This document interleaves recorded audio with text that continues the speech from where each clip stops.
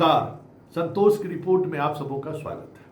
और आज हम संतोष की रिपोर्ट में उस यात्रा की बात कर रहे हैं जिस यात्रा ने बिहार की सियासत में सुनामी ला दिया है। जी हाँ, सुनामी।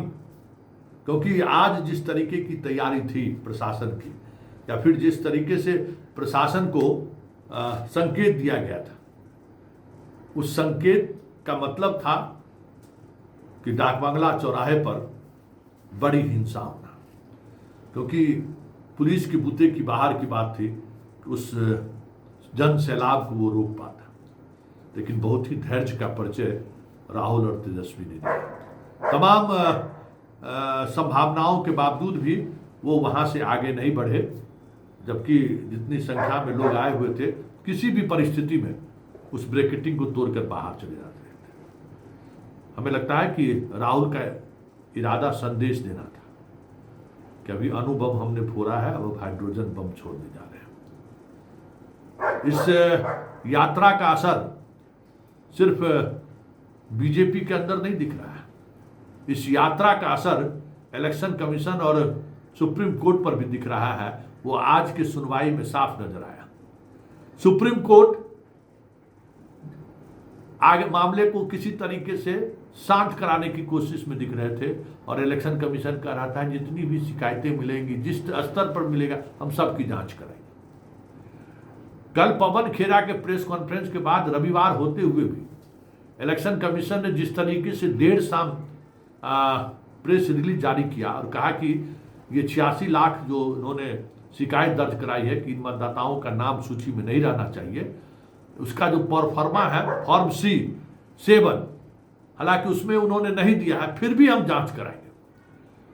तो सड़क पर उतरने का क्या इंपैक्ट हो सकता है, वो चुनाव आयोग की प्रेस रिलीज से और आज के सुप्रीम कोर्ट के बहस के दौरान साफ देखने को मिला। और यही एक बड़ी जीत है इस यात्रा की। और इस यात्रा ने ये जता दिया कि बिहार जैसे राज्य में जहां सत्ता से कांग्रेस को दूर हुए, समझिए 89-90, 35 साल यहां से सत्ता से बेदखल हुए कांग्रेस का हो गया। न पार्टी का जनाधार बचा, न संगठन, न लोग, न विधायक, न MP, सारे के सारे पुराने लोग खत्म हो चुके हैं। नए लोगों में बीजेपी का प्रवेश नहीं हो गया, और कांग्रेस के जो लोग थे आज वही लोग सब बीजेपी में है। सब लोग वही है, अधिकांश लोग। इस स्थिति के बावजूद राहुल की यात्रा में जो चमक और दमक दिखा, वो उससे इनकार नहीं कर सकते। आज भले ही यात्रा में 90% वोट समर्थक RJD, भाकपा माले और वामपंथी बाकी संगठनों का रहा हो, 10% ही कांग्रेस का मान लीजिए, फिर भी पूरा मंच, पूरा पब्लिक, पूरी जनता जो इस कार्यक्रम में शामिल होने आया हुआ था, राहुल का इंतजार कर रहा था। और आज भी उस चिलचिलाती धूप में, आप वीडियो देख रहे हैं, चिलचिलाती धूप में हजारों हजार की संख्या में लोग डाकबंगला चौराहे पर डटा रहा और भाषण सुनता रहा अंत तक, जब तक राहुल अपनी पूरी बात को नहीं खत्म कर दिया। ऐसे में लेकिन एक सवाल है कि ये परमाणु बम क्या है। परमाणु बम विस्फोट होने से पहले ही असर तो दिख गया है कि चुनाव आयोग किस तरीके से बैकफुट पर है, और तमाम BLO को जिस तरीके से चुनाव आयोग का संदेश जा रहा है कि एक भी नाम नहीं कटना चाहिए, जो जहां से जैसे भी कागज हो, जो कागज हो जमा कराइए और नाम नहीं कटना चाहिए। तो अणुबम का तो ये असर है। तो ये हाइड्रोजन बम क्या है, हो सकता है क्या है वो हाइड्रोजन बम जिसकी चर्चा राहुल कर गए, और क्या है वो हाइड्रोजन बम जिसके बारे में राहुल ने कहा है कि मोदी चेहरा दिखाने लायक नहीं रहेंगे। क्या मतलब है, सिर्फ वोट चोरी है या कोई और मामला है? क्योंकि जिस तरीके से इस देश की राजनीति अंतर्राष्ट्रीय फलक पर एक अलग तस्वीर के तौर पर उभरना शुरू हुआ है, ये तय मानिए कि आने वाले समय में बिहार की सियासत में या बिहार के चुनाव में सिर्फ मोदी ही सहभागी नहीं रहेंगे, राहुल भी सहभागी नहीं रहेंगे।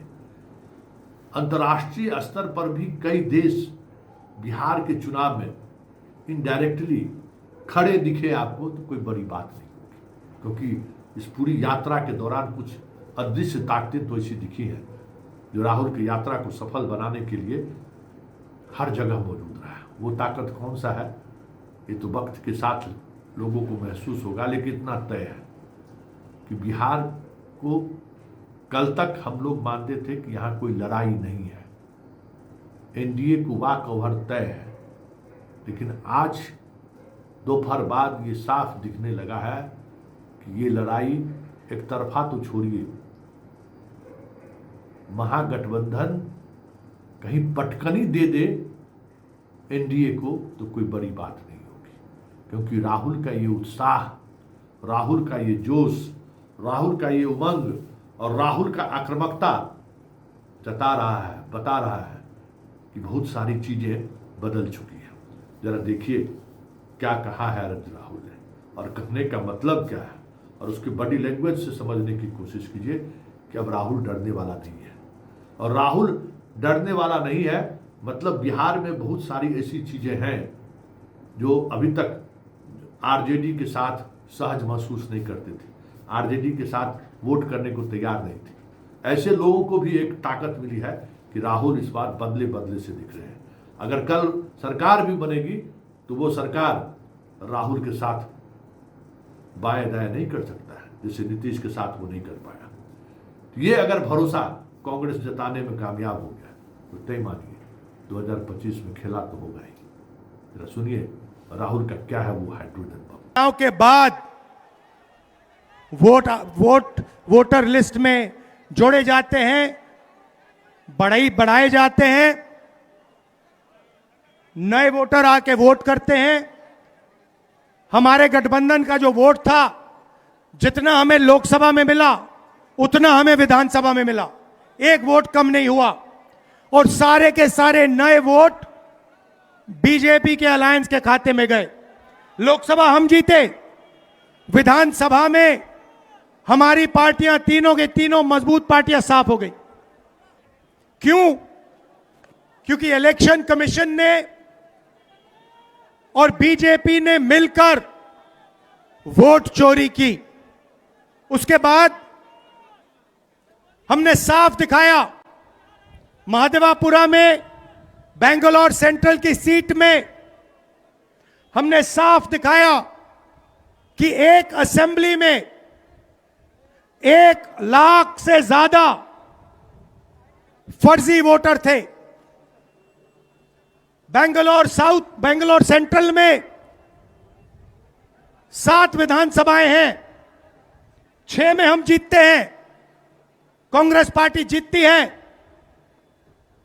जहां पे 1 लाख फर्जी वोट थे वहां पे हम साफ हो जाते हैं और उसी असेंबली के कारण बीजेपी लोकसभा जीत जाती है। हमने ये चोर, वोट चोर नारा फैल गया है और बीच में बीजेपी के लोग काले झंडे दिखा रहे हैं, है ना। अब मैं बीजेपी से कहना चाहता हूं, अच्छी तरह सुन लीजिए, बीजेपी के लोग अच्छी तरह सुन लीजिए। भैया, एटम बम का नाम सुना आपने? सुना है एटम बम का नाम? उससे बड़ा क्या होता है? उससे बड़ा क्या होता है? एटम बम से बड़ा हाइड्रोजन बम होता है। होता है नहीं होता है? माधवपुरा में हमने एटम बम दिखाया था। बीजेपी के लोगों तैयार हो जाओ, हाइड्रोजन बम आ रहा है, हाइड्रोजन बम आ रहा है, तैयार हो जाइए। आपकी जो सच्चाई है, वोट चोरी की सच्चाई है, वो पूरे देश को पता लगने जा रही है। राइट? बिहार की जनता, बिहार के युवा, बिहार के महिलाओं से मैं धन्यवाद करना चाहता हूं। ये क्रांतिकारी प्रदेश है, इसने पूरे देश को मैसेज दिया कि वोट चोरी नहीं होने देंगे। और ये जो आपने बिहार में किया है, हमारी जो मदद की, ये पूरे देश में फैल गई है, कोने कोने में फैल गई है। आने वाले समय में मैं आपको गारंटी करके दे रहा हूं, हाइड्रोजन बम के बाद नरेंद्र मोदी जी अपना चेहरा इस देश को नहीं दिखा पाएंगे। नमस्कार, जय हिंद, जय बिहार।